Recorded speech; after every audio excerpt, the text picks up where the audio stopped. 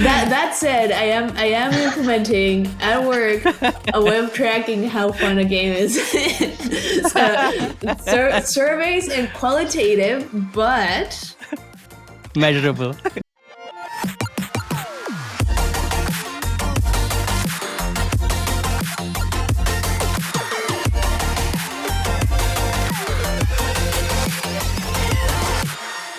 All right.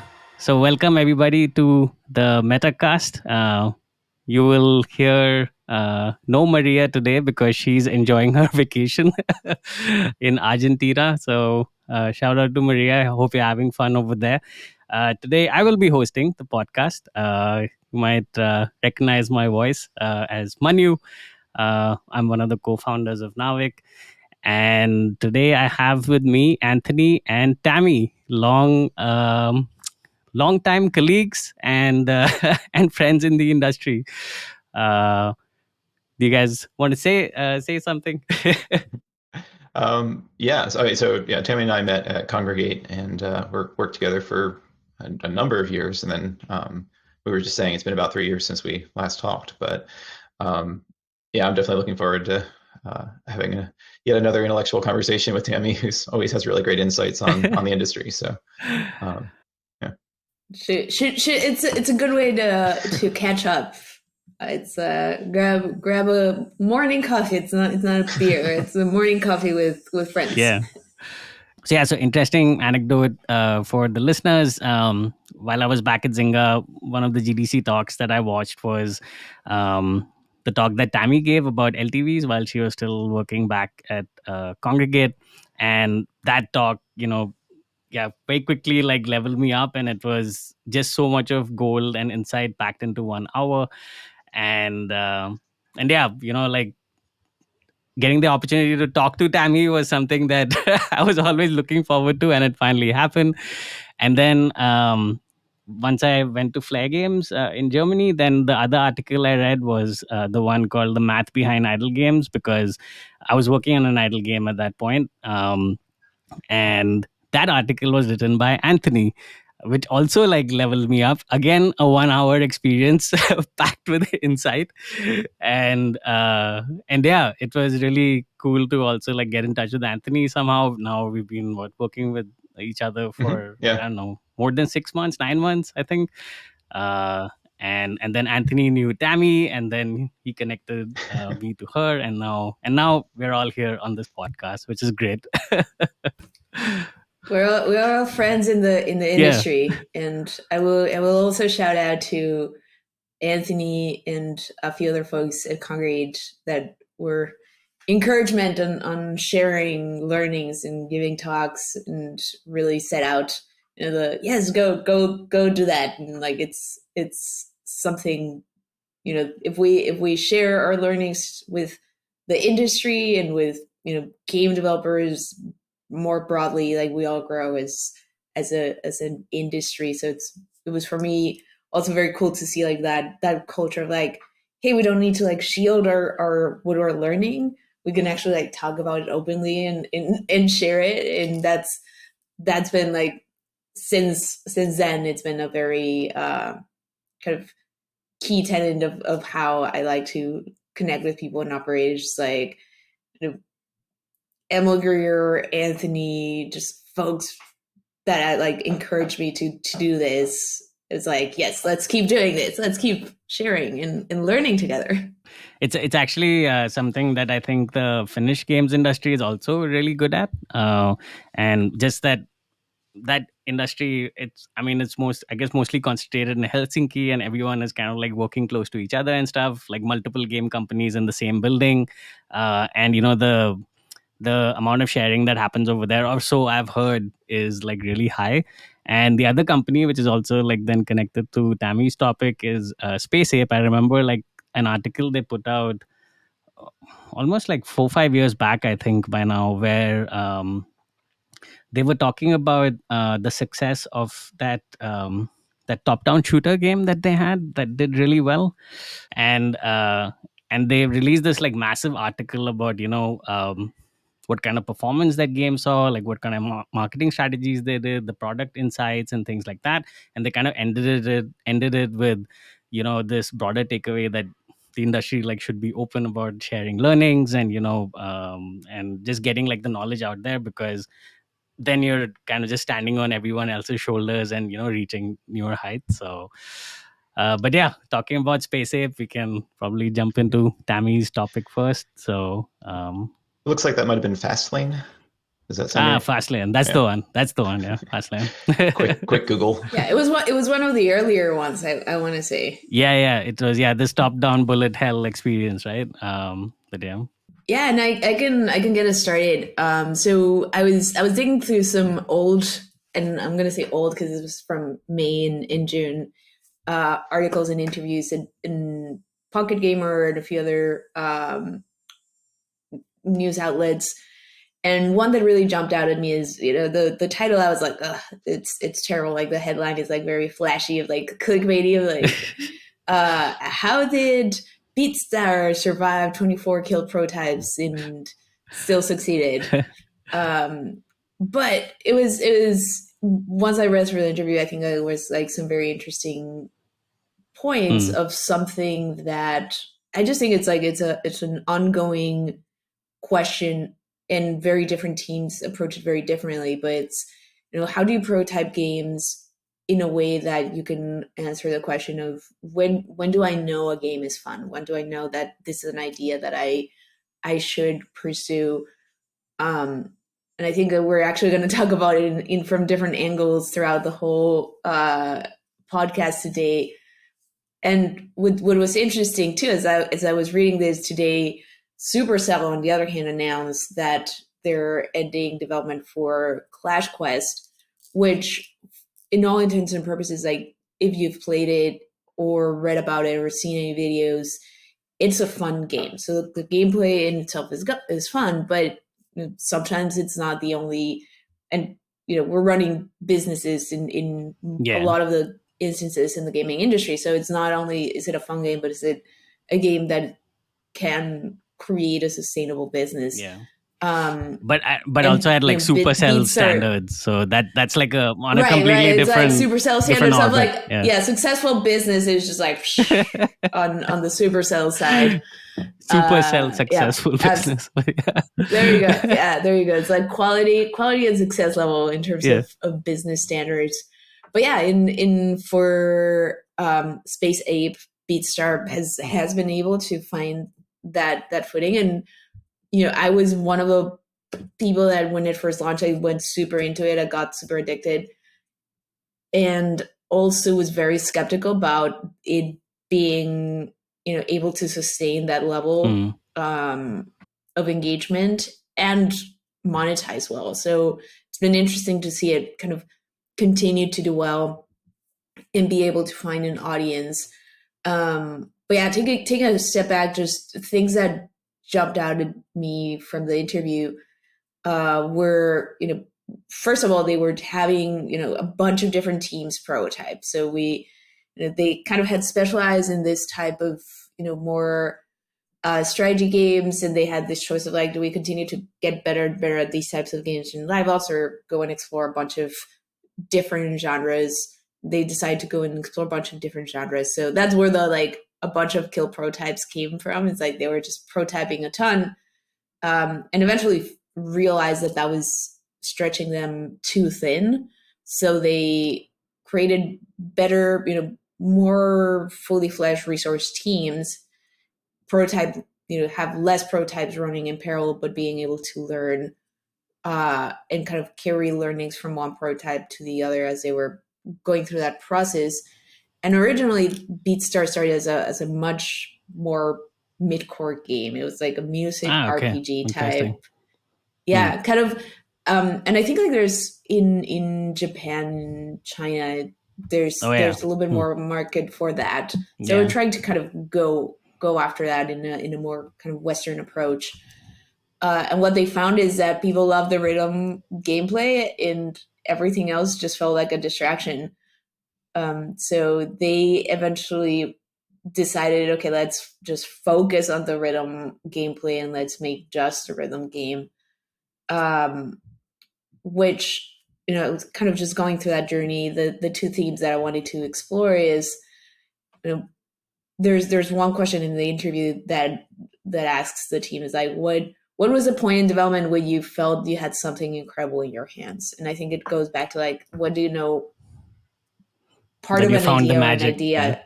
Yeah, it's like, it's fun, Yeah. right? It's like, when do you know you found the magic? I think it's hard to describe it. I think that when you find it, there's like this moment, you know it. Yeah. And the other one is about reducing complexity, which we can go into a little bit if that's interesting. But I'm just curious to hear from your guys' experiences,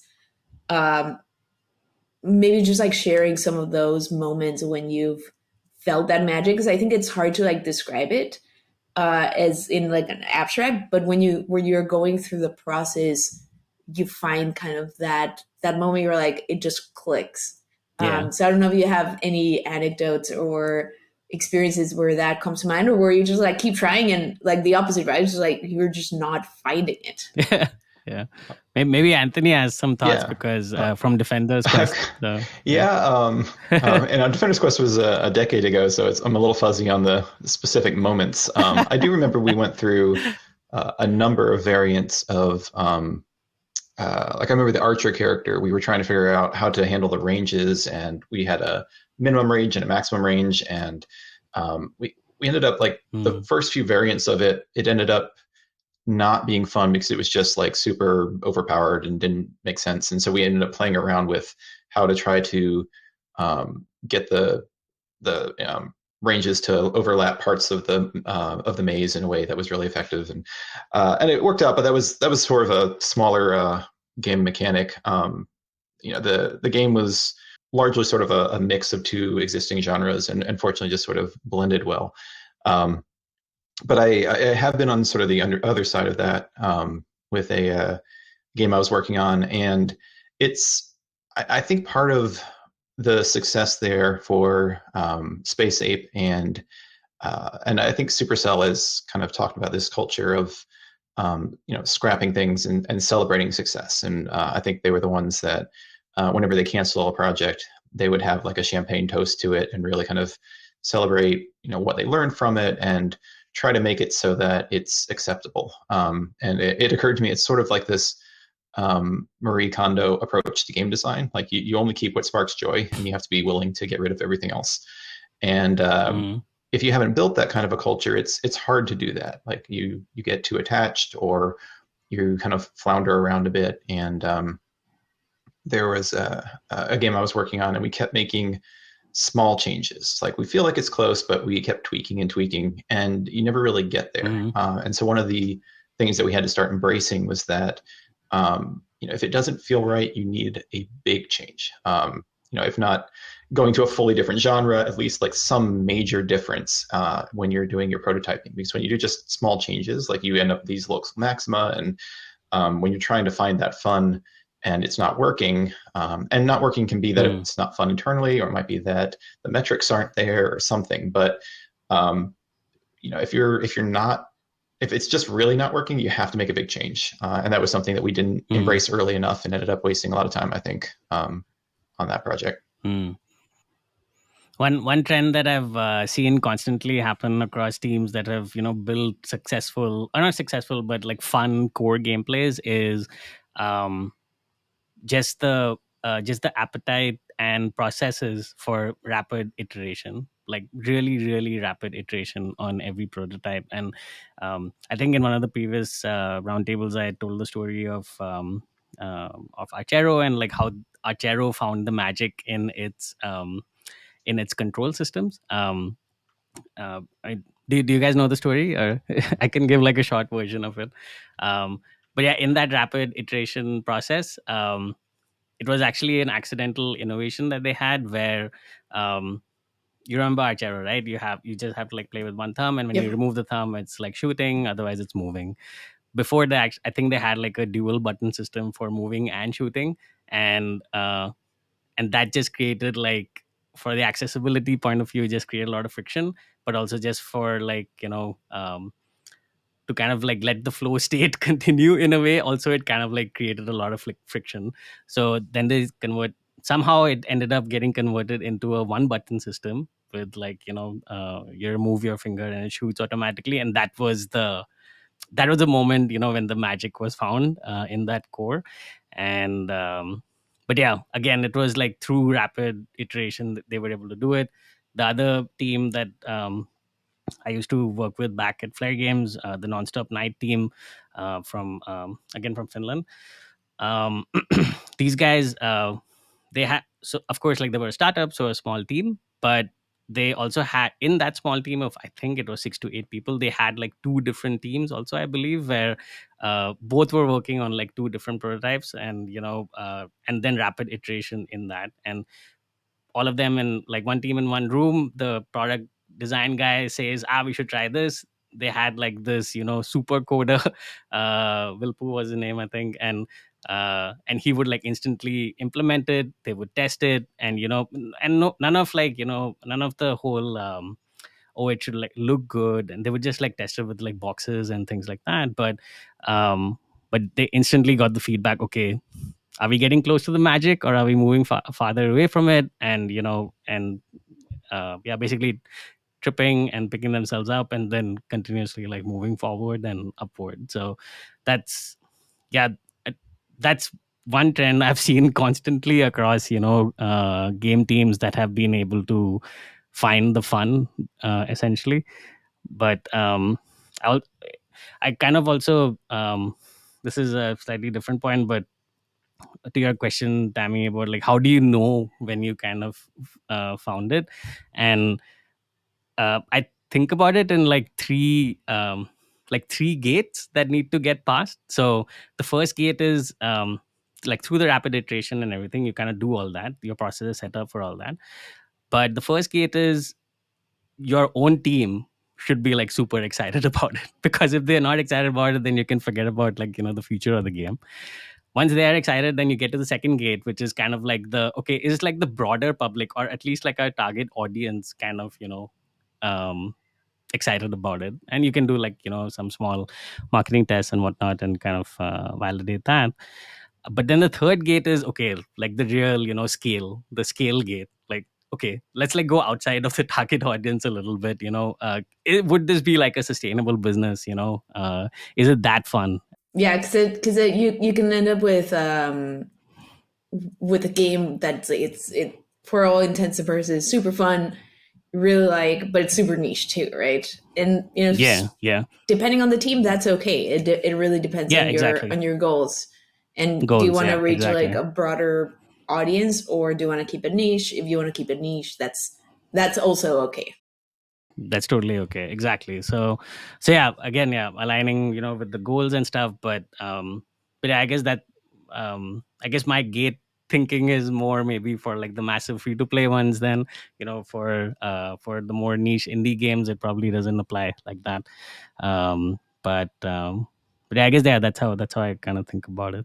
Yeah, I think I mean you're definitely right about the team gate of like the team needs to be interested in and excited about it. I remember at Congregate at one point, Emily, who was the CEO, said she looked around the office and saw about half of the employees had adventure capitalists like running on the window on the side, which we weren't developing, but we later decided to publish. But it was just a really good indicator that people who weren't, if your team is playing it when they're not working on it, that's a really good indicator, because it's very easy to get bored of a game that you're working on. So if it's Yep. if like after hours they're playing against each other or something, that's a great indicator. Yeah, and that was one of the moments that kind of it's always for me. It's like it just tells you, it's like, oh, this was like, there was something fun about it. Because yeah, you would see people playing it, you would hear people like all of a sudden resetting, and you just hear like somewhere in the office going like click click click click click click click click click. They're like getting everything like back up. And you'd also you'd see people compete, even though it was like not a social game, but it became a social game within the office. Like how many angels do you have? Oh, I'm in the billions. Oh, I'm in the trillions. And just like kind of like this type of competition, just none of it was work. It was just, you learn about the game from work, but people were just enjoying it. And I think that's like probably like one of the best indicators for me as well. Is just the team is excited about the game. I've been in situations where the team is not excited about the game, and it becomes much more of like a task list of like, well, tell me what to build, and we will build it. And for me, that starts becoming just a red flag. If the team, like, it doesn't matter what role you have in a team, if you don't really care about what you're building, if you don't have kind of these moments of like, oh, I really want to play the game, or oh, I really want to make this work really well for the game. Maybe you're worrying about server loads, but you're excited about like, it's like, oh my, like the game that we're building could have like all of these players, and got to make sure that we can have all of these concurrent players. Like, you're excited about your game, right? Because you're thinking about it in those terms. So for me, like, after being in like a couple of situations where on paper a game that should have done well, game team was not excited about it, it became more of a checklist. The game did not do well because it becomes that checklist, and there's like not, you can't find that magic if you're not excited about the game. I think like that is, and that's one of like those not tangible things about game development, especially like being in a product analytics type role. Like, it's hard to advocate for like, let's just find like the magic, let's just find like the spark. Or like, how do we measure that? It's like, well, we don't always measure everything. That is the first time I've ever heard Tammy say that. Yes, well, you heard it here first. That said, I am implementing at work a way of tracking how fun a game is. So surveys and qualitative, but measurable. So let's just put it out there that I am trying to measure it. That's the Tammy I know. Do you guys do you guys have any interesting anecdotes, like from some of the early games that you worked on, moments where you like realized that you like found the fun? So back at Zynga, we were working on one of the versions of Farmville 3 mobile, that didn't get launched. But there was was it Country Escape or after that? After that, okay. Well, it would have launched after Country Escape. It started developing before Country Escape. But one of the cool moments with that game was and back to like kind of like almost these moments where it's like you're not expecting like innovation to come in something as simple as controls. It was back in 2013. We're still discovering a lot of like, how do you play on mobile? How do you control things on mobile, right? Like, we were exploring a lot of those questions just as an industry. And one idea that one of the designers, or I think it was like the creative director, had was test, instead of what's it? It's landscape, do portrait mode for a game that originally you'd expect it to be landscape, so that you could play it with one hand on the go. And that was like, oh, but now the tech team must have like flipped their tables, right? It's like, now we have to do everything. But the really cool thing about it is like, once you get to that, like trying to play like that, it was like, oh, but now we need to think about like, how do you interact with the game? It's not only about like how you hold the phone, but it's also how you interact with the game. And the piece that I just loved so much was how we ended up doing planting, harvesting, watering, and kind of those controls. And it was just like a single tap, but it just, the way it felt, it was just like so tactile, so interactive, and it felt so good the way that we were kind of exploring it. That was like, it's one of those things where I'm like, man, I'm just so sad I never saw the uh an audience and people got to feel it, because it just felt so good. And it's part of like what makes those games very fulfilling for people, is just being able to I planted, I see this thing grow, and then it's like my reward. And like making that very tactile was, it was one of those moments where it's like, yeah, the progression metagame, it's all very like clear and understandable, but it was just like something in how you interact with your farm that just made it feel really good. Yeah. I do remember a moment that it's I guess kind of the opposite. Or so you talked about the multiple gates, and we were working on a prototype of a game, and had to get a version out for GDC, I think. And so we only had one character in the game. There were one character modeled, but it was supposed to be a multi-character game. And so we decided to make a whole bunch of clones of this character in different, like wearing different colored shirts. And the writer that we had wrote this script for this like clone interaction that we thought was hilarious. Like everyone in the team loved it. It was all of these like kind of clever jokes and puns and everything. And then we started doing play tests on it, using like playtest cloud, so we could watch the reactions of people as they were playing it. And every person was just deadpan. Like we'd have like one person crack a smile. Most people didn't even realize they were jokes. They were confused. Like it just totally humor flat. in games is like really hard. Humor in games. So it was one of these where we passed the first gate, but the second gate did not work. And I think it ended up that like a lot of jokes were really for like if you're a game designer or if you're really like into the games, like you get a lot of these jokes, but they were too inside. And so once we put them out in front of an audience, it became clear that this was just not I'm sure it would have had a great niche following that would have really enjoyed it, but was not going to work for a widespread game. Yeah. I have a similar example again back at Flare Games. There's this one game which I think right now is published by Jam City called World War II. And when Flare Games was still like a publishing unit, this one was in the pipeline.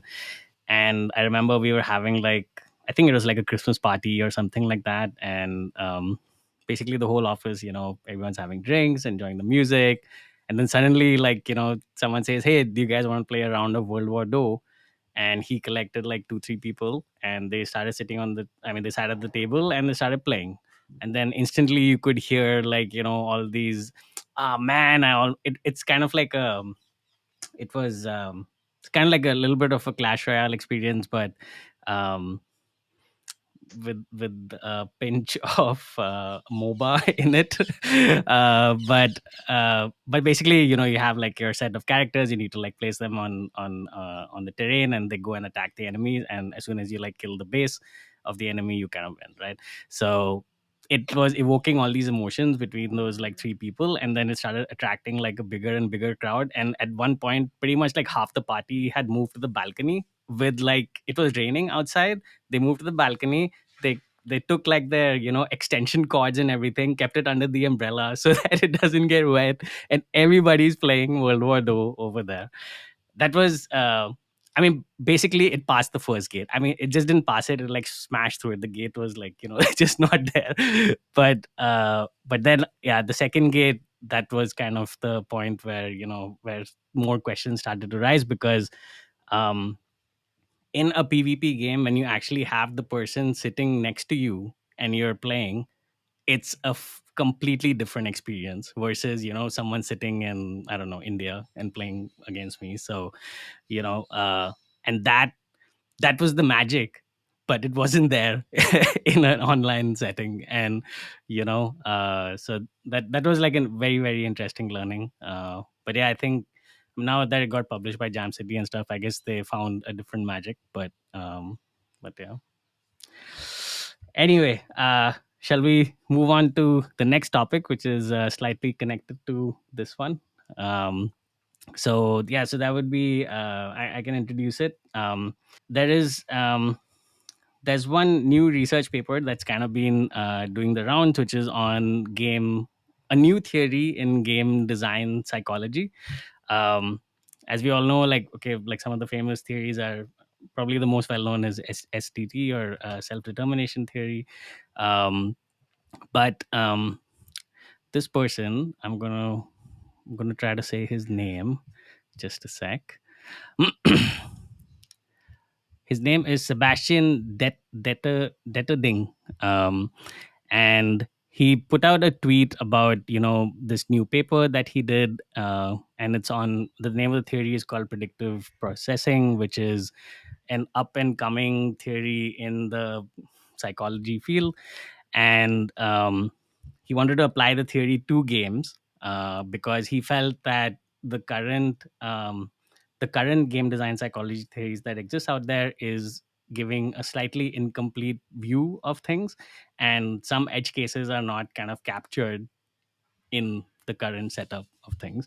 So I'll probably just to kind of introduce what all of this is. I'll just kind of read through the abstract of this paper, and we'll put the link to the paper in the show notes.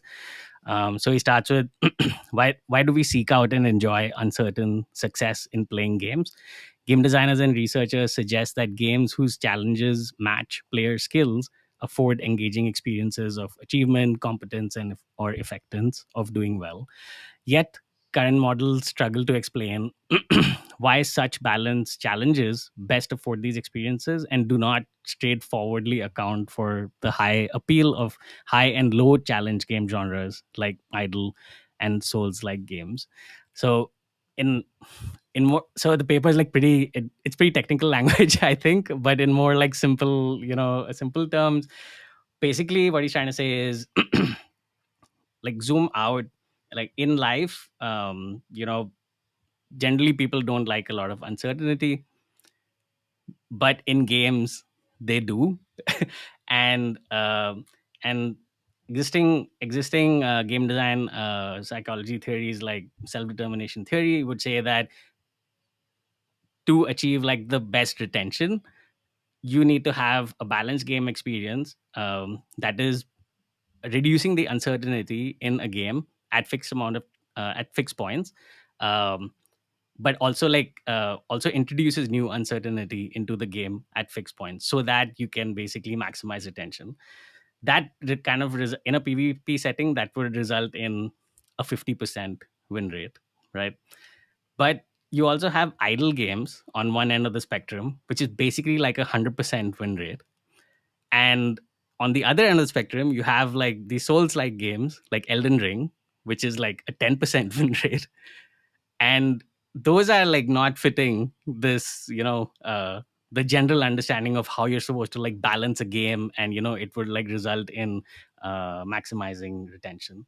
So how do you kind of explain that? And he basically said if these two cases exist, then existing game design psychology is incomplete. And that's why he wanted to kind of introduce this idea of predictive processing.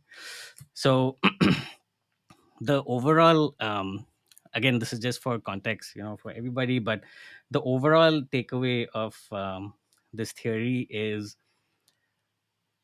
that games the reason people play games is so that they can reduce uncertainty in that gaming experience. The reduction of that uncertainty can happen at different rates for different games, but um, as long as that reduction of uncertainty is happening and players feel like they have control of reducing that uncertainty and they will see success at some point, then they will stay. So the faster they're kind of able to reduce the uncertainty, the happier they are. The slower they're able to reduce the uncertainty, the more unhappy they are. And that kind of gets them onto this hedonic treadmill and kind of keeps them retained in the game. So so so how does all of this kind of like connect back to, explaining the three cases? So basically, on one end of the spectrum, you have idle games, then you have well balanced games, and then you have these souls like games, right?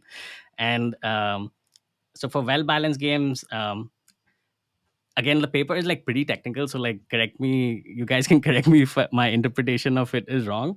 But for well balanced games, the the overall takeaway is that it basically gets like a puzzle game, like a match 3 game.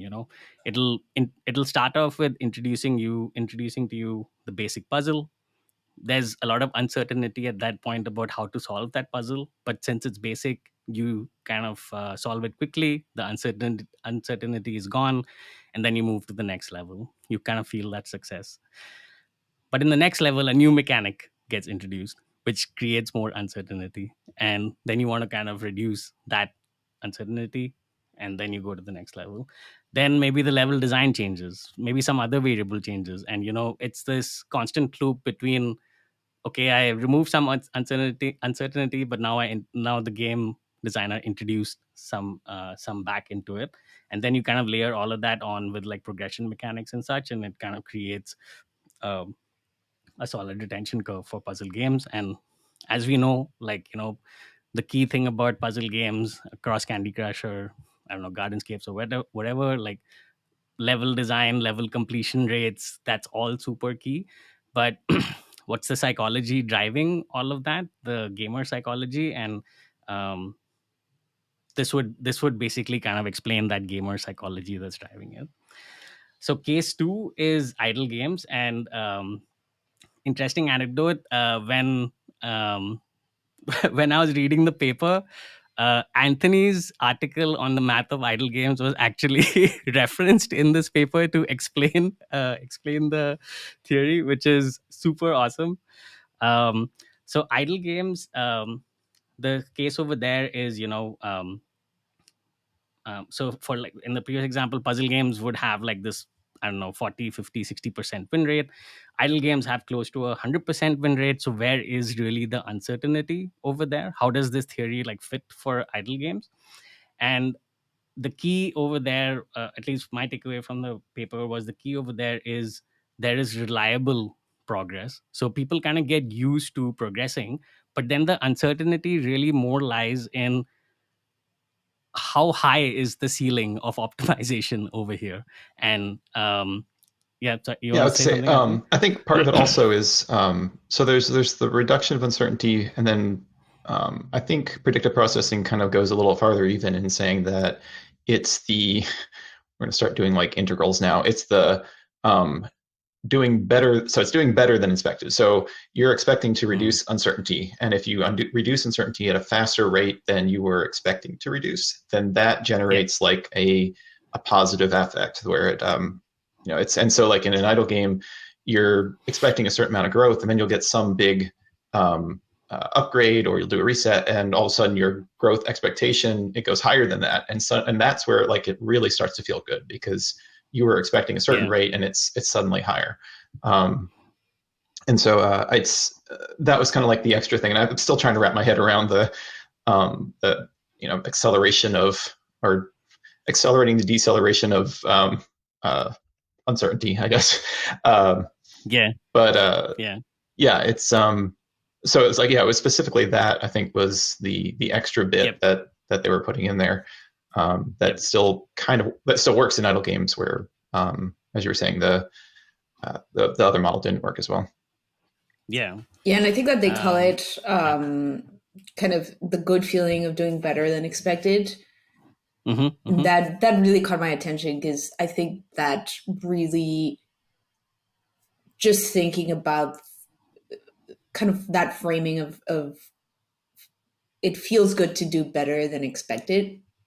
You can just categorize like so many games, like pretty much that's what we're trying to do, right? It's like every game will have every game that does well will have some level of that experience for the player, of you're having some progress, and then you do something where you do better than expected, or you see accelerated growth, like there's like just like this acceleration on what you're doing, and that in itself feels good, and then you kind of Yeah. repeat that cycle. Yeah, exactly. So, but yeah, I think, Anthony, the way you explained the idle games thing, that basically like covers that case. And then the final case is the Souls like games, right? Which is on the more 10% win rate side of the spectrum. Now, naturally, like one would expect, I mean, I'm losing like 10 times in a row, why the hell should I keep playing this game? But I think so yeah, the point he makes is there's obviously like a big factor of the kind of pre-marketing and the expectation setting of the game that happens before players actually get into it. Players already know the kind of environment they're getting into. But let's take a person who has not been exposed to any of that marketing and downloads a Souls like game for the first time, and he's there. I think what happens over there in those cases, and in support of this theory, is Elden Ring also like just throws you into the game without really telling you anything, right?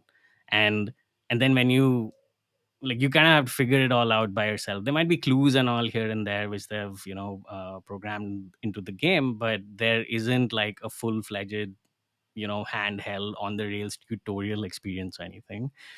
That, and then okay, players are like, okay, cool, let me go into the open world. And that basically happened with me, and then I got like hammered by the first NPC that I saw. uh but what happened at that point was like my expectations got like set very low. Therefore, therefore the chance of me discovering something, and the game is designed in such a way that that you are enabled to discover things. The chance of me discovering something increased my chance of seeing a success. So even though I kept losing, my belief in that I will be successful eventually kind of kept pushing me to retain and continue to play, and kind of continue to remove that uncertainty, because I kept discovering new mechanics, new styles of fighting.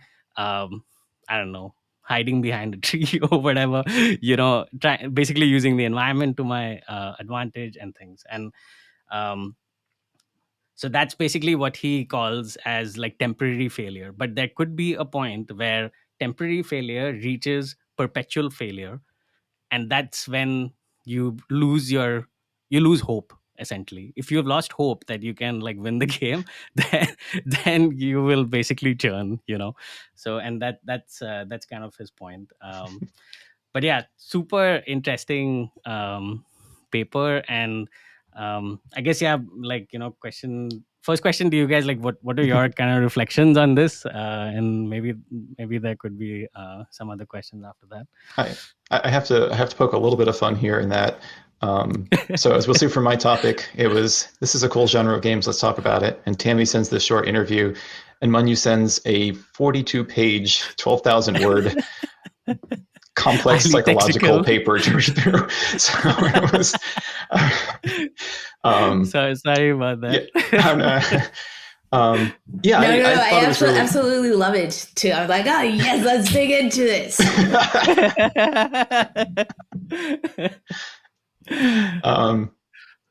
Yeah, actually, let me let Tammy talk. I have some thoughts about like Souls-like, but I think it's a little bit parallel to maybe the core. Mm-hmm. So, like, yeah, Tammy, did you have some thoughts on the kind of the theory behind here, or kind of its applications? Yeah, I thought it was a very interesting approach, and I really appreciate. I was like, I need to think about this even further and just like reflect a little bit more on this and just absorb a lot of it. But what I really appreciate about it is that, from my reflections, it really has two key components: the prediction part of it and the uncertainty part of it. For the uncertainty part of it, it was very refreshing, and kind of like just thinking about games and how we interact with the world in games from a different point of view. Usually when we think about kind of finding that fun, finding that satisfaction, we're the psychology theories that kind of are most popular are around mastery of skill, which is all about flow, right? It's like finding flow, mastery of skill, and that really doesn't speak to what they're trying to explain, right? It's like these two extremes where there's no skill to master on the idle side. If you just think about it as like pure skill, and there's no, like in Souls-like games, it's like there's no mastery part of the skill, right? It's like you're just, or it's incredibly Or it's hard, like very, very slow. right? It's like so hard. Yeah. And just in the flow theory, one would fall on the boredom side and the other one would fall on like I forget what it is, but it's like frustration, right? It's like total frustration. So it's like in the two quadrants that in theory should never fall. So thinking about, this part of uncertainty, I think it focuses on mastering. It does talk about mastering, but uncertainty, not mastery of skill, which was a very interesting vector to introduce in how we think about games. For me, it's, we are trying to master something, because it does talk about kind of like those same ebbs and flows of, I'm trying to master something. In this case, I'm trying to, reduce uncertainty. And in that way, I'm trying to master the game by reducing whatever uncertainty the game is providing. So this idea of, I want to do well. Then I suddenly do better than expected. That gives me like this jolt of joy. And now it kind of normalizes in kind of like that cycle, right? And it can go in both ways of like, that growth idea, similar to what Anthony was describing on idle games, or it can go on more of like, hey, we're still doing well, but no longer than expected. And I think they talk about this a little bit. Now I'm willing to go into like a harder level on my own, because now I want to challenge myself to increase my uncertainty. Like I'm seeking, like the uncertainty can come from like me seeking it. It's like, okay, cool. In the harder games, that's what ends up happening, right? It's like you're like, no, I'm gonna like just keep going at this level, at this boss, until I'm like, cool. Now I'm like at this consistent level. Now let me like, I throw myself at like the extra uncertainty, and that gives that excitement and joy out of seeking it and trying to find that mastery. But I really like what it was, thinking about mastery in a very different way. In this case, mastery of uncertainty. And the second piece of prediction, it's in that regard, you're just like constantly doing that inner calculation of, how well can I do? And then just making those choices. And it can be big choices or small choices. It can be moment to moment gameplay. But yeah, the expectation setting, I think it's crucial, and it also puts it into like the prediction. Because usually I'm like, we talk about it a lot as like aspiration setting. It's like, what are you building towards? But I think we don't always talk as much about, the expectation setting of like, what is the road gonna look like to get to that place, right? So I really appreciated, kind of just adding a little bit different angles to how we usually talk about how do we set these player motivations, and how do we, provide gameplay and game mechanics that speak to these different motivations. I really like the way you put it with mastering skill and mastering uncertainty. That's I didn't think about it like that, but I think that's like a really nice way to put it. I think it's for me the acceleration component was particularly interesting, because it was definitely not something I've thought about. Like I years ago worked in sort of like standardized testing, and we worked with item response theory. And so the idea is like, if you if you have a number of questions and you're kind of graphing out the where the y-axis is the chances of getting the question right, and the x-axis is the skill of the person, you'll end up with this like kind of logistic. I wish I could draw it, but curve, and the inflection point right in the middle is the 50-50 chance. If you take the derivative of that, that ends up being the top of your upside down U. And so when you're doing like standardized testing, that basically the derivative represents the information you get. So when there's a 50-50 chance, that's where you find the most out about whether this person knows what they're doing. If you only ask easy questions, then everyone gets it right, you've learned nothing. Same for the opposite side. But if that kind of sweet spot is in the middle. But that's about collecting information. It's not about fun. And so like, if I think back to like, maybe sports or something, if you're really good and winning a lot, like, I mean, that's great, but it's also not like a surprise. But the thing everyone talks about are the underdogs, like the 15 seed in the NCAA tournament that beats a 2 seed. Like that's unexpected, and it's that doing much better than expected, I think, that really like gets us excited. And so this theory ends up, I think, explaining some of that really well, and works in the other way. If you're expected to win and you lose, it's all the more painful. Whereas if you're expecting to lose and you lose, like it's like, oh well, that sucks, but it doesn't hurt nearly as much. So I think it actually works in both directions, but it's that kind of that second level of looking at the comparison to what's expected as opposed to just the challenge and the mastery over time that was particularly interesting. And then like you, Tammy, I need to think over it some more. And I started kind of like going down this rabbit hole of reading articles that were linked. It's a very well researched paper that has a ton of interesting articles in it. Yeah. Including Anthony's article. But one question I had for you guys, especially given your time at Congregate and Adventure Capitalist, like one problem that a lot of idle games face, I mean maybe not all of them, but a lot of them face, is just poor longer term retention curve. And do you think, like the whole upskilling part and like earning more money or earning more X is all super exciting early on, 60% D1 retention, awesome, but then you have like a 5% D30 or even lower. Do you think that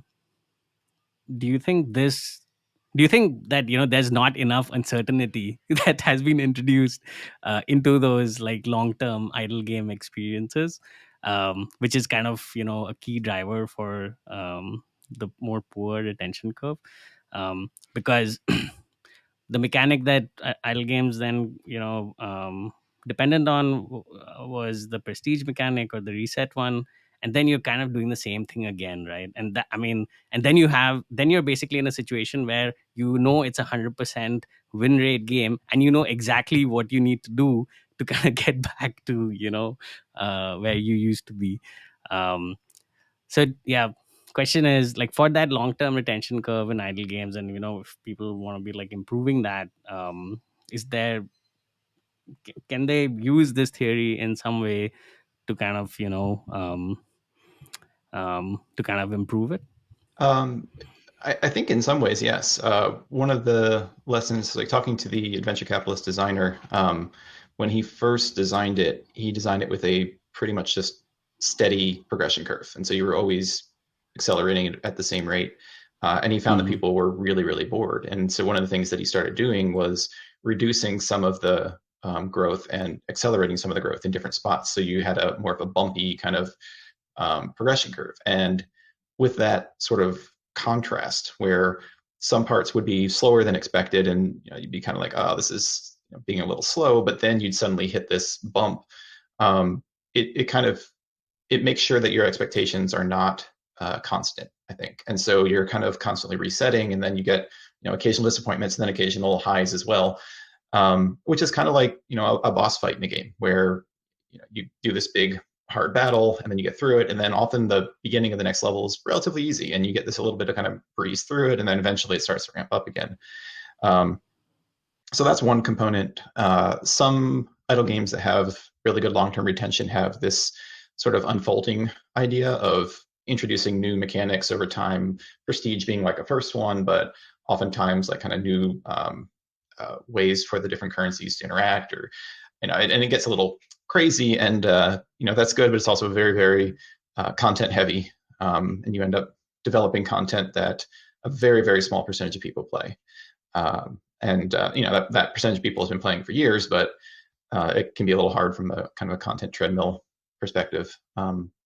The other one I think is very generalized and not specific to idle games, which is events. In modern mobile games and software games as a service, real like live events, limited time events are really where a lot of the kind of the surprise comes in, and a lot of the short term. So I mean, even idle games, like almost every successful game has some sort of event system that changes up the rules, that provides you with a new challenge, that lets you, your expectations for that limited time event are no longer set, and so you have to kind of like reset them.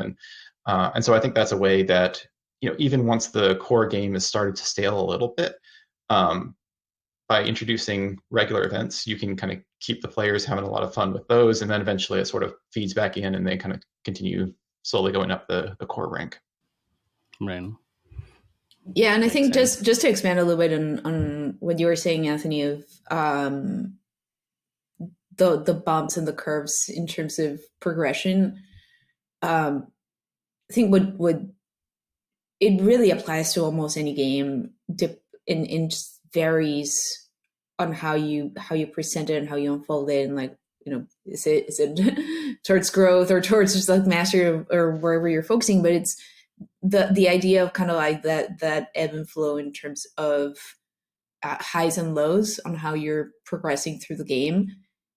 I mean, you see it in match 3 games, like that's how level design is done, right? It's like you're getting harder and harder and harder. It might take you days, if not weeks, if you really don't want to spend on a level to pass a level in like a match 3 game. But then once you beat that level, like you're gonna blast through like a bunch of other levels, right? It's like kind of like this reward for blasting through it. So it's kind of like those ebbs and flows. And the other piece is the new puzzles to solve. I think that, and it goes back to also like the uncertainty and like trying to solve and predict something, and just kind of what we're really presenting to players in a lot of different games, in a lot of the games that we're talking about, is new puzzles to solve. They might be easy, hard, whatever it may be, and that's where like new mechanics work really well. Live ops could work as well, but only as far as we're presenting a new puzzle. And I think that that's where a lot of teams also fail on the live ops side, because live ops are a lot of work and it's very content heavy. And if you don't introduce like a new puzzle, you're just like reskinning the same puzzle over and over again, players are going to catch on to that, and they're not, they're going to get bored with that too. So it really, I think it's those ebbs and flows, plus as you're going through those ebbs and flows, presenting new puzzles to solve. If you have new puzzles to solve, that all of a sudden like engages you. And a new puzzle to solve can look in many different ways depending on the type of game that you're building and that you're operating. And some teams take it to the extreme, like AFK Arena, and even the Township was doing this, where their limited time events are like, it's a whole game mechanic on its own, right? It's like, and now we're introducing match 3 in this game that has nothing to do with match 3, but here you go. But it's new. Yeah. So I think it's about that solving something new. Yeah, that was actually going to be my next question on this, because I was also trying to think about like how this theory can be misinterpreted by game designers. And like this example is perfect. It's a team RPG or an idle team RPG game, but then you have like a random like match 3. It could be a mini game also, but you have like this random match 3 experience in between. Is that really the right way to be introducing uncertainty, into a game experience or not? And like one um like something that I've learned as kind of like, the big cardinal rule in mobile free to play is like, you don't touch the core game after it's kind of set. Once it's set, that's the core game. Forget about it. Think about the meta game after that. Think about events. Try to find your uncertainty over there, And I don't know, like, do you think this theory questions that at all? Or yeah, a more broader question is, like how can what do you kind of imagine as ways that game designers can misinterpret theory and kind of implement it in the wrong way? While I'm thinking on that, I have a quick aside, which is that I think there are some like non-game applications of this as well. So my business partner Lars Doucet likes to say that a lot of times this sucks actually means this is not what I expected. And even in like, if your job or something, like if something's going wrong in a project, like you want to let people know and readjust. So you can almost work from the opposite direction of if you can get people down to that 50-50, you're going to avoid a strong positive or negative response. And so like setting expectations in general can help kind of reduce that, or, in other cases, like, the common wisdom is, set the expectations low and deliver beyond, because that's always going to give a better response. Even this is all kind of intuitive. It does match with this model well, where there's certain things that are expected, success rates, and then if you if you're off of that, that's when people notice the signal. Whereas every time it happens normally, like no one really notices. So it's that however far you are off of the expectation is kind of how strong that signal tends to resonate with people. I guess, yeah. Sorry, Tammy, did you want to say something? No, go for it. I'm still trying to think of like, because any theory can be misinterpreted and taken into a wrong direction. I'm trying to think of like specific examples where I could see that happen, but it's like maybe I can throw out like one idea there. I guess like one way or something that's important to keep in mind, based on my reading from this, is that when you are introducing uncertainty into whatever point of the player's life cycle in the game, that resolving that uncertainty should still be contributing um, towards the key success variable of that game, of that game experience, um, which would translate into staying close to the core game confines, or the meta game design, or the live ops events and such. So I guess, yeah, that's how, like, just to kind of put like, okay, where do you draw the line with the theory, like kind of like to think about it like that. I guess that's how I'm kind of thinking about it. And this AFK arena doing a match 3 thing, sure, like someone can then say, well, it gives you rewards that you can reinvest into the core game anyway, right? But I guess, yeah, that uncertain the scale of uncertainty removal in that is not really that much, versus probably like something actually happening on the campaign map itself, like in that core progression line. But yeah, I guess that's how I'm thinking about it. But we can move on. Also, we still have one more topic, unless Tammy has like a last comment. yeah. I'll just close it with I think that it does tie back to agency and understanding how much agency I have on how I can solve the uncertainty the game is throwing at me. And I think that that's how it can potentially like be misinterpreted. Is like, let's just like throw stuff at players in like some type of cadence, ebbs and flows.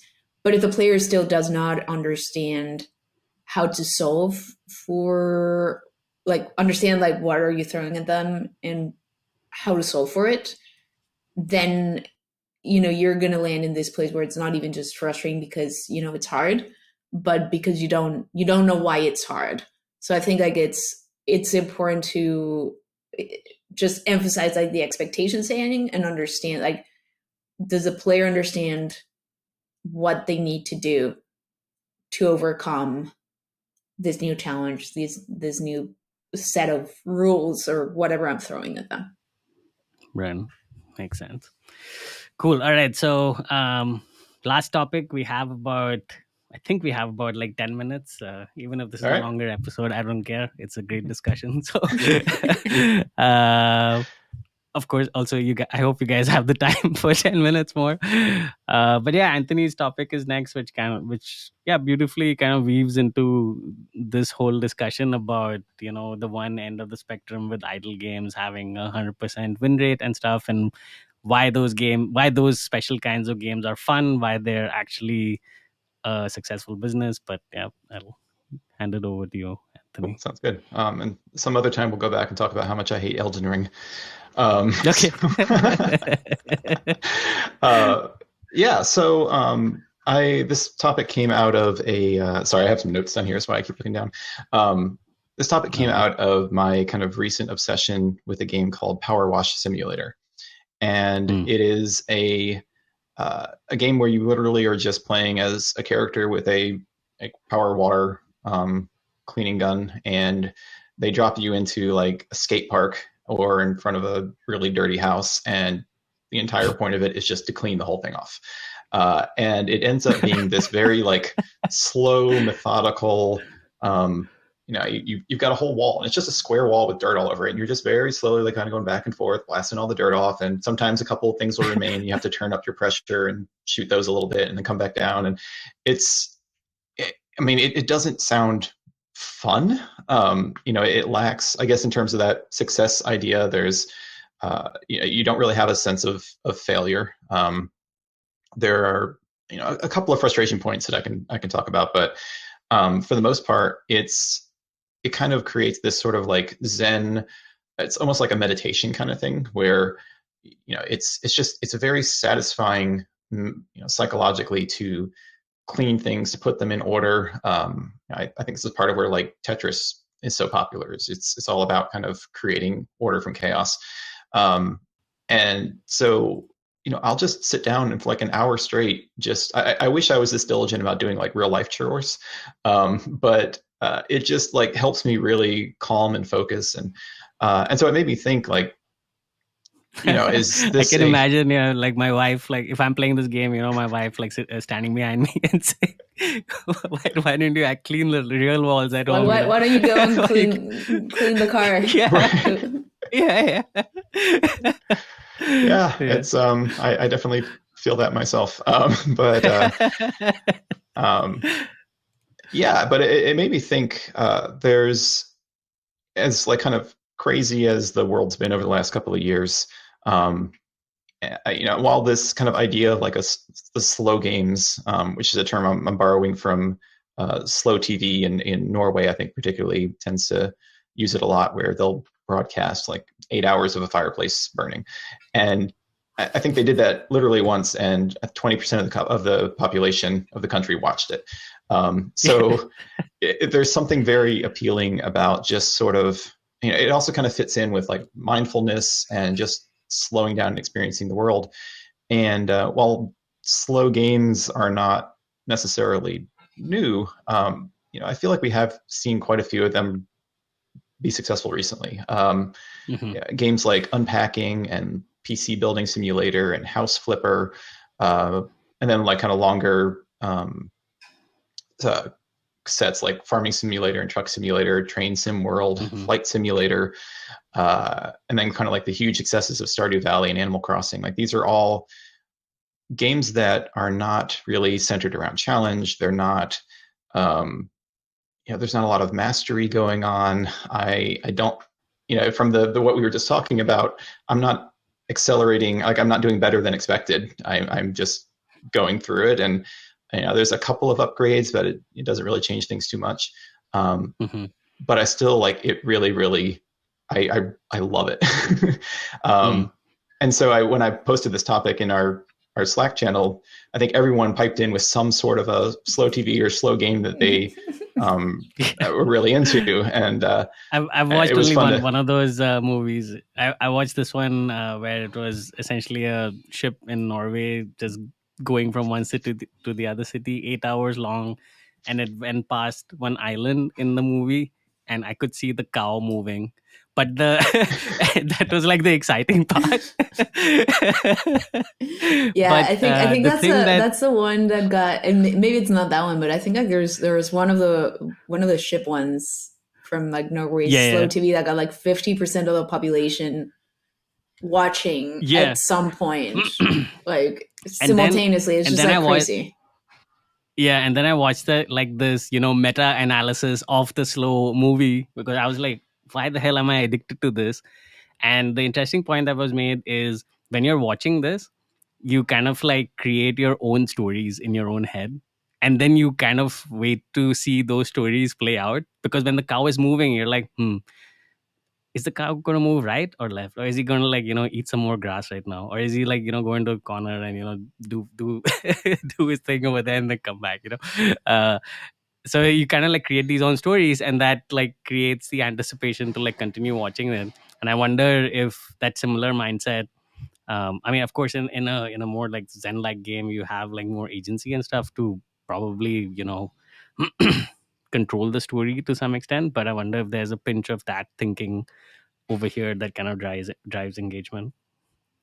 Yeah, and I think Manny, you mentioned coloring games too as one of Yeah. those types of quote unquote games that have risen in terms of popularity, and not only games, like the coloring books for adults and mandalas and all that has very like risen very much in popularity. And I think that a lot of the reasons why that has been successful and gravitated for like people have gravitated towards that, I think it just applies very directly to games as well. Where is just reading a little bit of like the research that has been done on why mandalas specifically, or that type of like coloring, is very relaxing to people. There's like an article in an art therapy journal that they kind of put, and it was like very light experiment where they gave divided groups into three groups. One group was they gave a mandala. Another group they gave them like a kind of like a just geometric figure, like squares, but it's like just a geometric figure, like nothing too fancy. And then just like free form draw. And they all had kind of like the same task of like, and they did like survey of like anxiety before or after. And what they found was like free form did not reduce anxiety. The other two did. And kind of going a little bit into that is that, it provides enough structure to get into like kind of like this repetitive motion type mindset. It's complex enough that you need to focus your attention because you're not, you're strategizing, right? When you're thinking about like coloring these things, and like, with the power washer, like you're strategizing is like, how am I going to, go in this direction or this direction, right? Like you're making some light decisions that require your attention, Mm-hmm.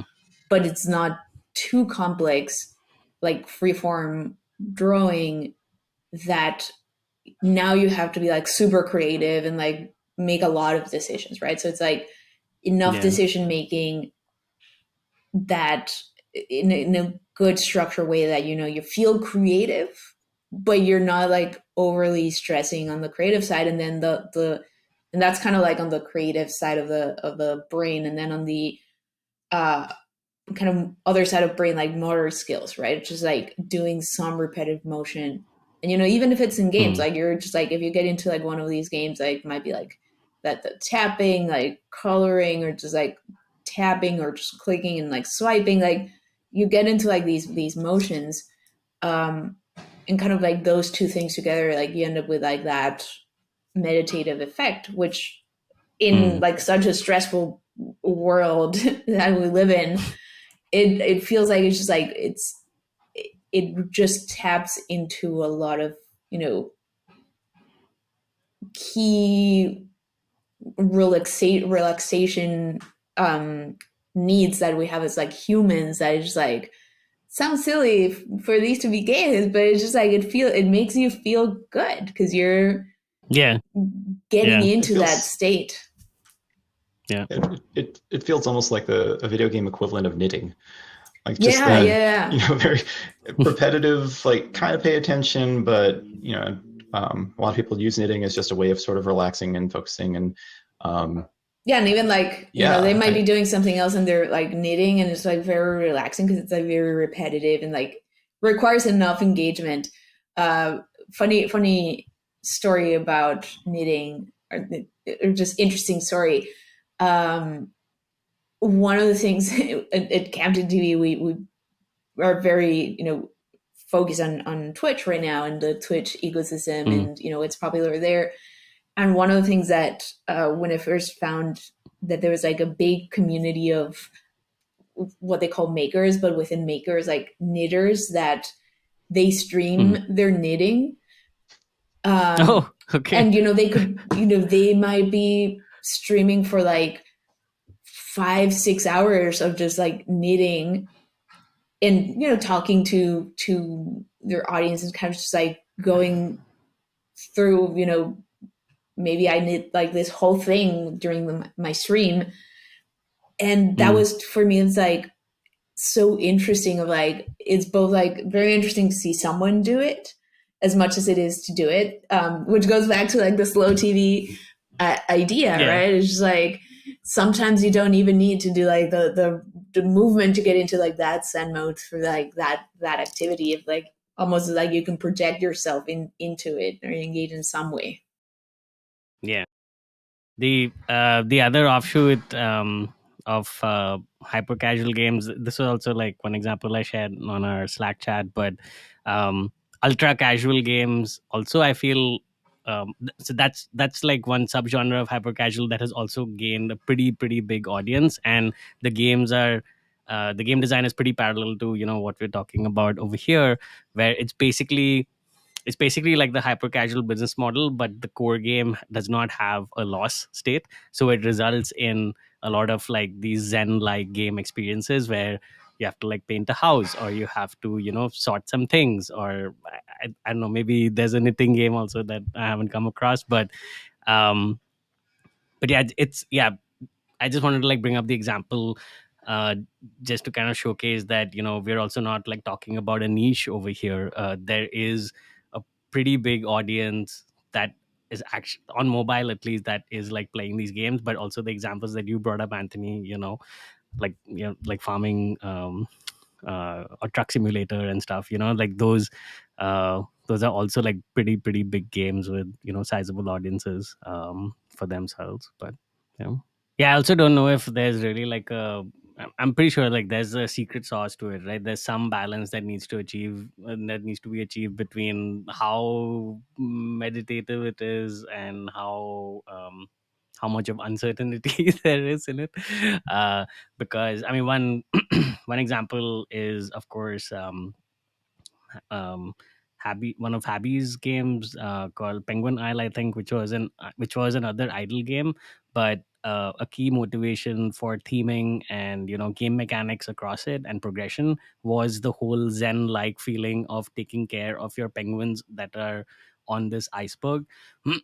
And um but yeah, that wasn't really enough to kind of, you know, push the game to success. I think at the end of the day, it's still the the idle game part of it overtook the zen part of it, and the focus on the zen was lost for the player, and it was more on the idle. And therefore, you know, maybe like balancing, etc., was not really great over there. But all they almost like, it feels like one was like super certain about what you're going to get, but the other one is like super uncertain, and then it was just clashing, you know, in that game. But yeah, it doesn't work in all cases, but I guess there's like, yeah, there's a balance to be achieved in these kinds of games. All right. So yeah, I think we're at time. Any last comments on anything? Otherwise, we can wrap up. Nope. All right. Cool. Well, yeah, it was great to have you guys and chat with both of you together after after knowing about you guys for such a long time. But yeah, I guess that's the end of the show. If you listener would like to continue the conversation, you can catch us on our Discord. Check out our free newsletter, Naavik Digest. The invite to the Discord is in the newsletter, so check it out. And yeah, if you want some more premium research on topics like this and more across blockchain and free to play games, check out Naavik Pro on the website.